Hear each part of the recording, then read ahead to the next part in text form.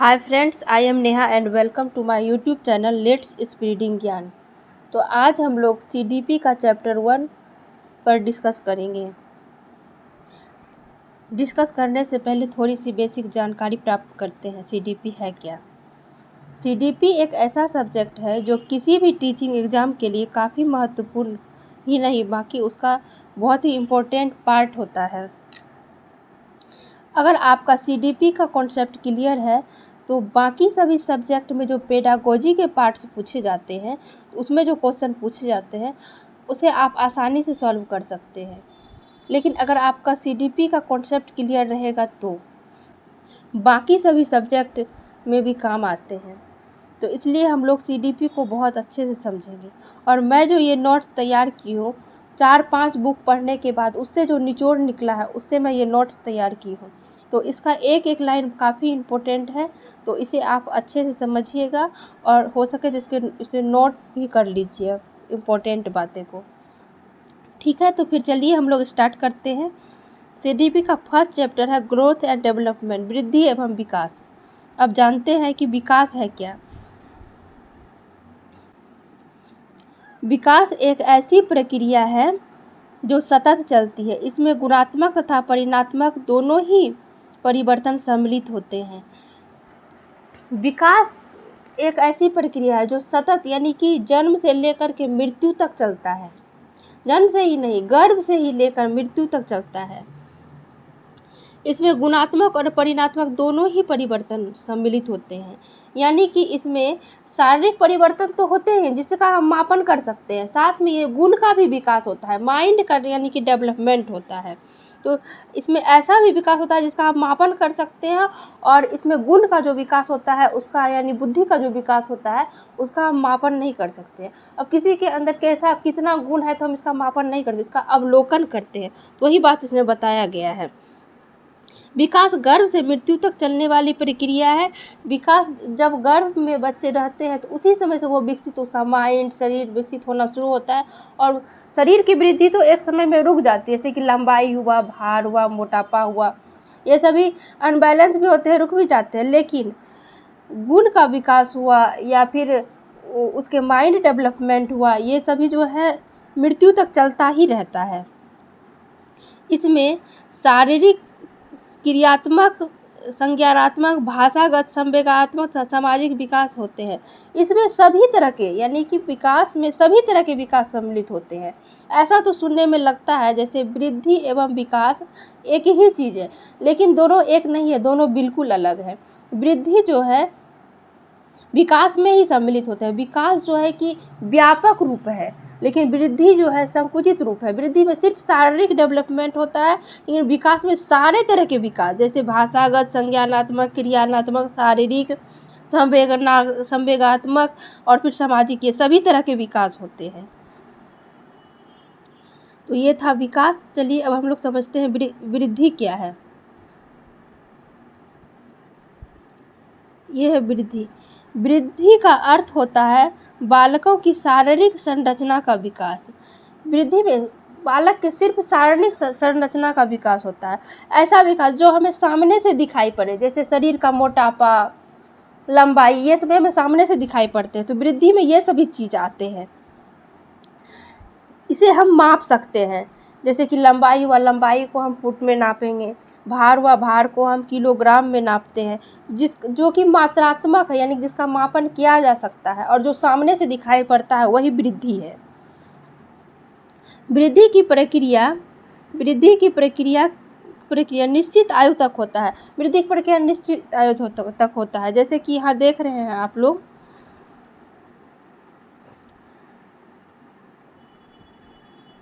जैसा कि आप लोग याद है, कोई बच्चा का जन्म हुआ तो वो छोटा था, उसके बाद फिर वो इतना बड़ा हुआ, थोड़ा और बड़ा हुआ, थोड़ा उसके बाद इतना बड़ा हुआ।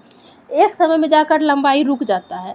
ऐसा तो नहीं होता है ना कि आदमी जीवन पर्यंत लंबा होते रहता है।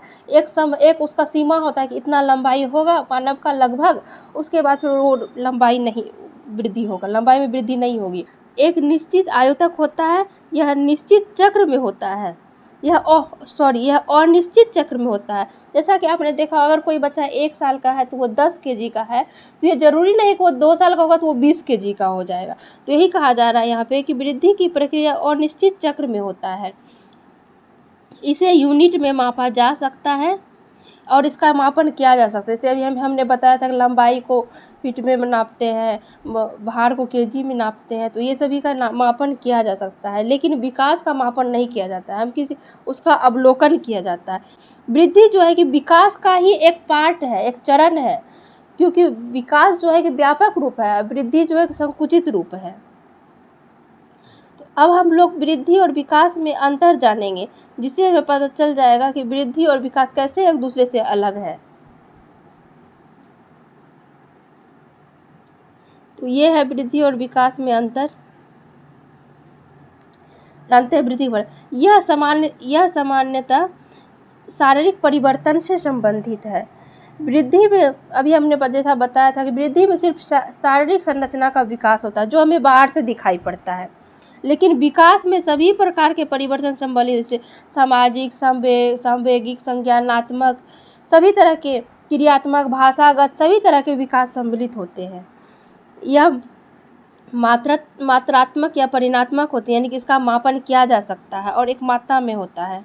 इसका अवलोकन करते हैं। अभी हम लोगों ने डिस्कस किया था कि गुण का विकास में गुण वगैरह सब कुछ सम्मिलित होते हैं, तो गुण का हम अवलोकन करते हैं, इसका मापन नहीं कर सकते हैं।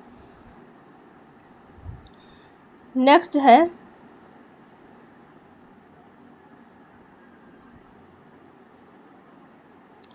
यह संकुचित होता है। यह विकास का ही एक पार्ट होता है, इसलिए यह संकुचित होता है। इसका सीमा सीमित है। यह व्यापक होता है। इसका सीमा सीमित नहीं है, क्योंकि इसमें बहुत तरह के विकास होते हैं। तो ये यानी कि चौमुखी विकास कहते हैं ना, सब तरह का विकास एक ही साथ होना।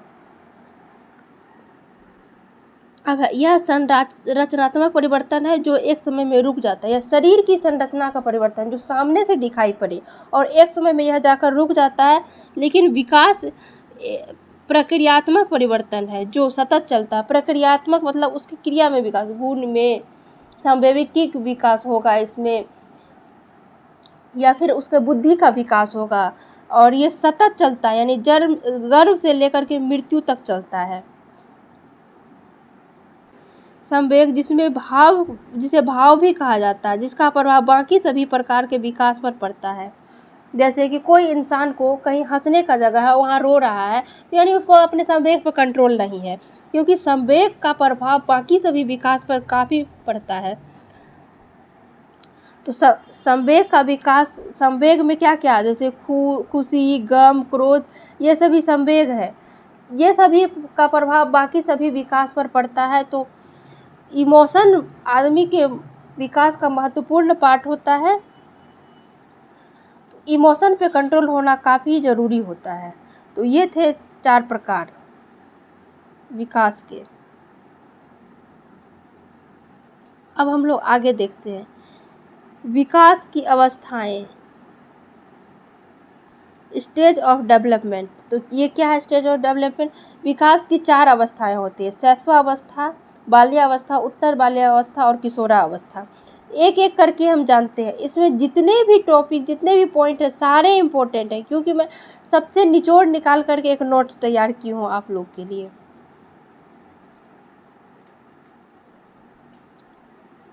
अब ये शैशवावस्था क्या है? शैशवावस्था 0 से 2 वर्ष की आयु, यानी कि यह जन्म से 2 वर्ष की आयु की अवस्था होता है। इसमें शारीरिक विकास काफ़ी तेज होता है, पूर्ण रूप से माता पिता पर निर्भर होती है। यानी कि जो बच्चा जन्म लेता है उसका देखिएगा ग्रोथ बहुत जल्दी होता है, बहुत जल्दी वजन बढ़ेगा, बहुत जल्दी शरीर का शारीरिक विकास होगा, वो पलटना सीखेगा, फिर उठ के बैठना सीख जाएगा, फिर चलने लगेगा, और वह पूर्ण रूप से माता पिता पर निर्भर होते हैं, क्योंकि उसे उस समय वो इंद्रियां का प्रयोग करके इंडिकेट कर, जैसे भूख लगता है तो रोता है, वो खुद से तो खाना नहीं खा सकता है ना, उसे माता पिता, उनके माँ खिलाती है। तो इस तरह से वो पूर्ण रूप से माता पिता पर निर्भर होते हैं। मानसिक विकास काफ़ी तेज होता है। तो देखिए अगर बच्चा जब 6 महीने का होगा या फिर उससे थोड़ा बड़ा होगा, तो वो पापा मम्मा ये सब बोलना सीख जाते हैं। तो वो धीरे धीरे भाषा को का अनुकरण करते हैं और उसे बोलने का कोशिश करते हैं तथा आत्म प्रेम की भावना जगती है। तो आत्म प्रेम क्या है इसे समझते हैं। जैसे मैं दो बच्चा है और उसको 2 टॉफ़ी लेकर के आई हूँ, दोनों बच्चे सोचेंगे अगर दोनों मुझे ही मिल जाता तो अच्छा रहता। तो इस तरह से वो अपने बारे में सोचते हैं, यानी कि उसको खुद ब खुद अपने आप से प्यार होता है, तो आत्म प्रेम की भावना होती है इस आयु में। इससे क्वेश्चन डायरेक्टली पूछे जाते हैं। ये चारों अवस्था काफ़ी इम्पोर्टेंट है, इसे ध्यान में रखिएगा। अब है पूर्व बाल्य अवस्था। ये पूर्व बाल्य अवस्था क्या होता है इसे जानते हैं। 2 से 6 वर्ष की आयु को पूर्व बाल्य अवस्था कहते हैं। इस अवस्था में बालक में भाषा अर्जन जिज्ञासा काफ़ी तेज हो जाता है। 2 वर्ष के बाद बच्चे लोग भाषा को काफ़ी तेज़ी से अनुकरण करते हैं, सीखते हैं और उसे बोलने की कोशिश करते हैं। बालक अनुकरण करके सीखते हैं, शारीरिक वृद्धि भी फास्ट होता है। देखिएगा जब छोटा बच्चा रहता है तो वो तेज़ी से बढ़ता है और एक समय में वृद्धि देखिएगा फिर धीरे धीरे हो जाता है। तो पूर्व बाल्यावस्था यानी 2 से 6 वर्ष की आयु में काफ़ी तेज़ी से विकास होता है बच्चे में। अब है उत्तर बाल्यावस्था। तो जानते हैं ये उत्तर बाल्यावस्था क्या होता है। 6 वर्ष से 12 वर्ष की आयु को उत्तर बाल्यावस्था कहते हैं। इसमें शारीरिक विकास थोड़ा धीमा पड़ जाता है, मिथ्या परिपक्वता आ जाता है। एक बच्चे को लगता है मैं मैच्योर हो गया हूँ, मैं किसी भी डिसीजन, अगर मेरे माता पिता कोई डिसीजन ले रहे हैं तो उसमें मुझे शामिल करें कि मैं अपना राय दे सकता हूँ, लेकिन ऐसा होता नहीं है। बच्चे को ऐसा लगता है, लेकिन उसमें पूर्ण रूप से परिपक्वता आता नहीं है। उसे लगता है घर के किसी भी मैटर पे कोई डिसीजन लिया जा रहा है तो मुझे भी उसमें शामिल किया जाए, मैं भी कुछ राय रख सकूँ अपना। तो ये सभी परिवर्तन उत्तर बाल्यावस्था में आते हैं। इस अवस्था को खेलों की अवस्था कहा जाता है तथा अनोखा काल भी कहा जाता है। ये जो नोट है इसे काफ़ी इम्पोर्टेंट पॉइंट है, इसे बिल्कुल ध्यान में रखिएगा। इसीलिए मैंने इसे अलग करके लिखी हूँ कि सिगमंड फ्रायड ने इस अवस्था को गैंग एज या फिर स्कूल एज कहा है। ये क्वेश्चन सीधा एग्जाम में पूछा जाता है। जब आप लोग प्रीवियस ईयर क्वेश्चन सॉल्व करेंगे तो उसमें देखेंगे कि इस टाइप के क्वेश्चन सीधे पूछे गए कि गैंग एज या फिर स्कूल एज किसने कहा, इस आयु को यानी कि उत्तर वाले अवस्था को गैंग एज या फिर स्कूल एज किसने कहा है। तो ये सिगमंड फ्रायड ने किया है। ये काफ़ी इम्पोर्टेंट पॉइंट है, इसे याद रखिएगा आप लोग। अब चलते हैं नेक्स्ट पॉइंट पे। अब है ये किशोरा अवस्था। 12 वर्ष से 18 वर्ष की आयु को किशोरा अवस्था कहते हैं और किशोरा अवस्था में काफ़ी ज़्यादा चेंजेज होते हैं बालक में। इस अवस्था को परिवर्तन का काल कहते हैं क्योंकि बहुत तरह के परिवर्तन होते हैं। सुनहरा समय भी कहते हैं, यह बालकों के लिए सुनहरा समय होता है। लीडरशिप स्किल आ जाता है, यानी बच्चे ग्रुप में जब कोई भी गेम वगैरह खेलते हैं तो वो कहते हैं मैं इस ग्रुप का लीडर बनता हूँ, तो लीडरशिप का गुण डेवलपमेंट हो जाता है। इमोशन पे स्टेबिलिटी की कमी होती है, उसके इमोशन में स्टेबल नहीं रहता है उस समय। इसे कठिन काल भी कहते हैं। कठिन काल इसलिए वो अपना आइडेंटिटी ढूंढने लगता है, मैं कौन हूँ, क्या हूँ, मेरा अस्तित्व कहाँ है, अपने जीवन के बारे में सोचने लगता है। बहुत तरह के चेंजेस, हार्मोन्स में चेंजेस आते हैं। बालक अपना पहचान ढूंढने लगता है और हार्मोन्स में चेंजेज होने लगते हैं। वो अपना पहचान ढूंढता है, आखिर मेरा जीवन का अस्तित्व है कहाँ, मैं कौन हूँ, ये सभी क्वेश्चन खुद से करने लगता है। उसमें लगभग परिपक्वता आ जाता है और इस अवस्था में बालक चिंतन करना शुरू कर देता है।